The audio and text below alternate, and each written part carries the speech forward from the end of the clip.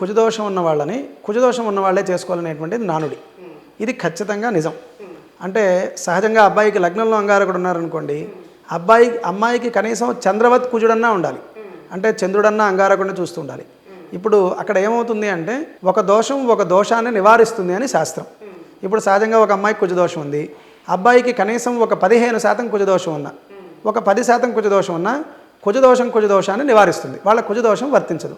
అప్పుడు వాళ్ళు చాలా హ్యాపీగా ఉంటారు. అందువల్ల అలా చేసుకుంటారు. అది ఖచ్చితంగా నిజమే. సో ఈ మొత్తం మీద ఈ వివాహ సమస్యలు ఉన్న వాళ్ళు ఎట్లాంటి శాంతులు చేసుకుంటే బాగుంటుంది? పూజా పరిహారాలు, దానాలు కావచ్చు, ఎట్లా చేస్తే బాగుంటుంది శర్మ గారు?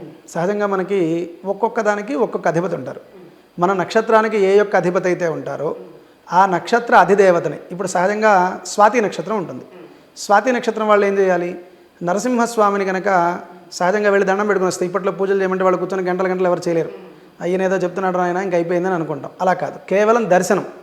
స్వాతి నక్షత్రం వాళ్ళు ఉన్నారు, స్వాతి నక్షత్రం వాళ్ళ నరసింహ క్షేత్రాన్ని దర్శిస్తే వాళ్ళకి ఆ దోషం పోయి చాలా హ్యాపీగా ఉంటారు.